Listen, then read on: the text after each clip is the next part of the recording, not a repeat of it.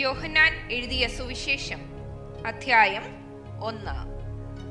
ആദിയിൽ വചനമുണ്ടായിരുന്നു, വചനം ദൈവത്തോടുകൂടെ ആയിരുന്നു, വചനം ദൈവം ആയിരുന്നു.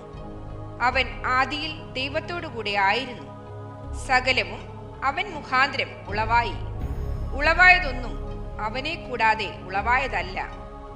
അവനിൽ ജീവൻ ഉണ്ടായിരുന്നു. ജീവൻ മനുഷ്യരുടെ വെളിച്ചമായിരുന്നു. വെളിച്ചം ഇരുളിൽ പ്രകാശിക്കുന്നു, ഇരുളോ അതിനെ പിടിച്ചടക്കിയില്ല. ദൈവം അയച്ചിട്ട് ഒരു മനുഷ്യൻ വന്നു, അവന് യോഹന്നാൻ എന്നു പേർ. അവൻ സാക്ഷ്യത്തിനായി താൻ മുഖാന്തരം എല്ലാവരും വിശ്വസിക്കേണ്ടതിന് വെളിച്ചത്തെക്കുറിച്ച് സാക്ഷ്യം പറവാൻ തന്നെ വന്നു. അവൻ വെളിച്ചം ആയിരുന്നില്ല, വെളിച്ചത്തിന് സാക്ഷ്യം പറയേണ്ടുന്നവനത്രേ. ഏത് മനുഷ്യനെയും പ്രകാശിപ്പിക്കുന്ന സത്യവെളിച്ചം ലോകത്തിലേക്ക് വന്നുകൊണ്ടിരുന്നു. അവൻ ലോകത്തിൽ ഉണ്ടായിരുന്നു. ലോകം അവൻ മുഖാന്തരം ഉളവായി, ലോകമോ അവനെ അറിഞ്ഞില്ല. അവൻ സ്വന്തത്തിലേക്ക് വന്നു, സ്വന്തമായവരോ അവനെ കൈക്കൊണ്ടില്ല. അവനെ കൈക്കൊണ്ട് അവന്റെ നാമത്തിൽ വിശ്വസിക്കുന്ന ഏവർക്കും ദൈവമക്കളാകുവാൻ അവൻ അധികാരം കൊടുത്തു. അവർ രക്തത്തിൽ നിന്നല്ല, ജഡത്തിന്റെ ഇഷ്ടത്താലല്ല, പുരുഷന്റെ ഇഷ്ടത്താലുമല്ല, ദൈവത്തിൽ നിന്നത്രേ ജനിച്ചത്. വചനം ജഡമായി തീർന്നു, കൃപയും സത്യവും നിറഞ്ഞവനായി നമ്മുടെ ഇടയിൽ പാർത്തു. ഞങ്ങൾ അവന്റെ തേജസ് പിതാവിൽ നിന്ന് ഏകജാതനാവിന്റെ തേജസ്സായി കണ്ടു. യോഹന്നാൻ അവനെക്കുറിച്ച് സാക്ഷീകരിച്ചു, എന്റെ പിന്നാലെ വരുന്നവൻ എനിക്ക് മുൻപനായി തീർന്നു. അവൻ എനിക്ക് മുൻപേ ഉണ്ടായിരുന്നുവെന്ന് ഞാൻ പറഞ്ഞവൻ ഇവൻ തന്നെ എന്ന് വിളിച്ചു പറഞ്ഞു. അവന്റെ നിറവിൽ നിന്ന് നമുക്ക് എല്ലാവർക്കും കൃപമേൽ കൃപ ലഭിച്ചിരിക്കുന്നു. ന്യായപ്രമാണം മോശ മുഖാന്തരം ലഭിച്ചു, കൃപയും സത്യവും യേശുക്രിസ്തു മുഖാന്തരം വന്നു. ദൈവത്തെ ആരും ഒരു നാളും കണ്ടിട്ടില്ല. പിതാവിന്റെ മടിയിലിരിക്കുന്ന ഏകജാതനായ പുത്രൻ അവനെ വെളിപ്പെടുത്തിയിരിക്കുന്നു. നീ ആർ എന്ന് യോഹന്നാനോട് ചോദിക്കേണ്ടതിന് യഹൂദന്മാർ യെരൂശലേമിൽ നിന്ന് പുരോഹിതന്മാരെയും ലേവ്യരെയും അവന്റെ അടുക്കൽ അയച്ചപ്പോൾ അവന്റെ സാക്ഷ്യം എന്തെന്നാൽ അവൻ മറക്കാതെ ഏറ്റുപറഞ്ഞു, ഞാൻ ക്രിസ്തുവല്ല എന്ന് ഏറ്റുപറഞ്ഞു. പിന്നെ എന്ത്, നീ ഏലിയാവോ എന്ന് അവനോട് ചോദിച്ചതിന് അല്ല എന്ന് പറഞ്ഞു. നീ ആ പ്രവാചകനോ എന്നതിന് അല്ല എന്ന് അവൻ ഉത്തരം പറഞ്ഞു. അവർ അവനോട്, നീ ആരാകുന്നു ഞങ്ങളെ അയച്ചവരോട് ഉത്തരം പറയേണ്ടതിന്? നീ നിന്നെക്കുറിച്ച് തന്നെ എന്തു പറയുന്നു എന്ന് ചോദിച്ചു. അതിന് അവൻ, യെശയ്യാ പ്രവാചകൻ പറഞ്ഞതുപോലെ കർത്താവിന്റെ വഴി നേരെയാക്കുവിൻ എന്ന മരുഭൂമിയിൽ വിളിച്ചു പറയുന്നവന്റെ ശബ്ദം ഞാനാകുന്നു എന്ന് പറഞ്ഞു. അയക്കപ്പെട്ടവർ പരീശന്മാരുടെ കൂട്ടത്തിലുള്ളവർ ആയിരുന്നു.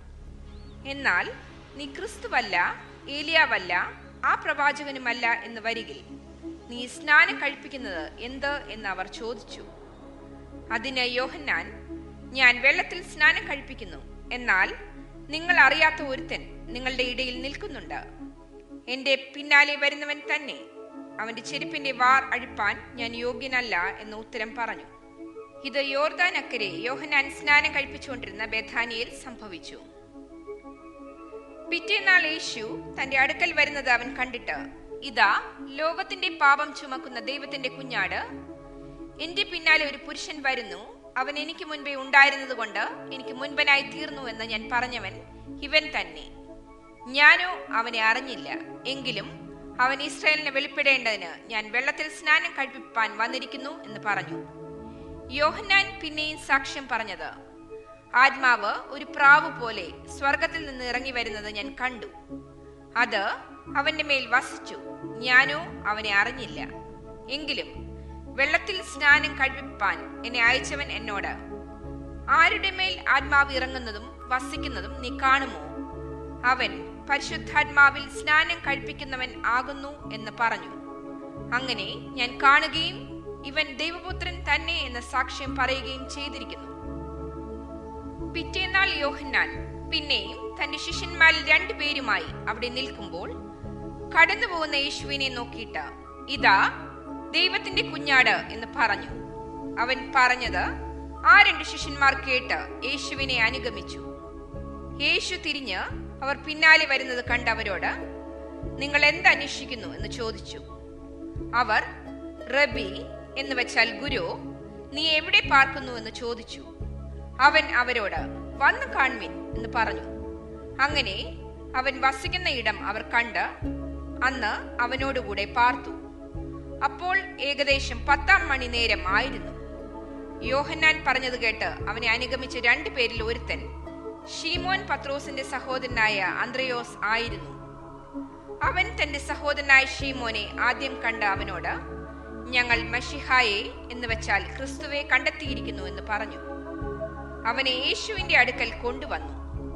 യേശു അവനെ നോക്കി, നീ യോഹന്നാന്റെ പുത്രനായ ശീമോനാകുന്നു, നിനക്ക് കേഫ എന്ന് പേരാകും എന്ന് പറഞ്ഞു. അത് പത്രോസ് എന്നാകുന്നു. പിറ്റേന്നാൾ യേശു ഗലീലയ്ക്ക് പുറപ്പെടുവാൻ ഭാവിച്ചപ്പോൾ ഫിലിപ്പോസിനെ കണ്ടു. എന്നെ അനുഗമിക്ക എന്ന് അവനോട് പറഞ്ഞു. ഫിലിപ്പോസോ അന്ത്രയാസിനെയും പത്രോസിനെയും പട്ടണമായ ബെത്സയിദയിൽ നിന്നുള്ളവനായിരുന്നു. ഫിലിപ്പോസ് നഥനയേലിനെ കണ്ടവനോട്, ന്യായപ്രമാണത്തിൽ മോശയും പ്രവാചകന്മാരും എഴുതിയിരിക്കുന്നവനെ കണ്ടെത്തിയിരിക്കുന്നു. അവൻ യോസേഫിന്റെ പുത്രനായ യേശു എന്ന നസ്രേത്തുകാരൻ തന്നെ എന്ന് പറഞ്ഞു. നഥനയേൽ അവനോട്, നസ്രേത്തിൽ നിന്ന് വല്ല നന്മയും വരുമോ എന്ന് പറഞ്ഞു. ഫിലിപ്പോസ് അവനോട്, വന്നു കാണുക എന്ന് പറഞ്ഞു. നഥനയേൽ തന്റെ അടുക്കൽ വരുന്നത് യേശു കണ്ടു. ഇതാ സാക്ഷാൽ ഇസ്രായേല്യൻ, ഇവനിൽ കപടമില്ല എന്ന് അവനെക്കുറിച്ച് പറഞ്ഞു. നഥനയേൽ അവനോട്, എന്നെ എവിടെ വെച്ചറിയും എന്ന് ചോദിച്ചതിന്, ഫിലിപ്പോസ് നിന്നെ വിളിക്കും മുൻപേ നീ അത്തിയുടെ കീഴിലിരിക്കുമ്പോൾ ഞാൻ നിന്നെ കണ്ടു എന്ന് യേശു ഉത്തരം പറഞ്ഞു. നഥനയേൽ അവനോട്, റബ്ബി, നീ ദൈവപുത്രൻ, നീ ഇസ്രായേലിന്റെ രാജാവ് എന്ന് ഉത്തരം പറഞ്ഞു. യേശു അവനോട്, ഞാൻ നിന്നെ അത്തിയുടെ കീഴിൽ കണ്ടു എന്ന് നിന്നോട് പറക കൊണ്ട് നീ വിശ്വസിക്കുന്നുവോ? നീ ഇതിനേക്കാൾ വലിയത് കാണും എന്ന് ഉത്തരം പറഞ്ഞു.